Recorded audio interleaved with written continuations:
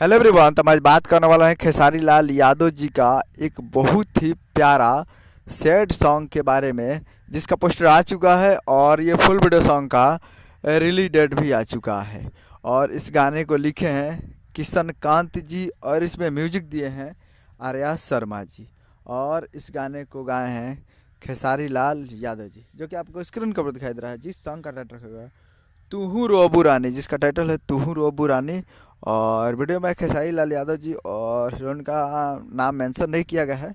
तो sad song है और बहुत ही प्यारा सैड सॉन्ग है। और इस गाने को आज ही रिलीज़ किया जाएगा। जी हाँ, आज ही इस गाने को रिलीज़ किया जाएगा। और पता नहीं कब रिलीज़ किया जाएगा, सुबह में रिलीज़ किया जाएगा या दोपहर में। तो 12 बजे तक ये गाना आ जाएगा। 12 नहीं, 8 9 10 बजे तक ये गाना आ जाएगा। तो आप लोग तैयार रहेगा। और बहुत ही प्यारा सॉन्ग है। हो सकता है अपलोड करने में थोड़ा देर लगे, तब तक ये गाना आ भी गया होगा। तो आप लोग इस गाने को आप जाकर सुन भी सकते हैं। तो बहुत ही प्यारा सॉन्ग है। तो ग्लोबल म्यूजिक जंक्शन पे इस गाने को रिलीज़ किया जा रहा है।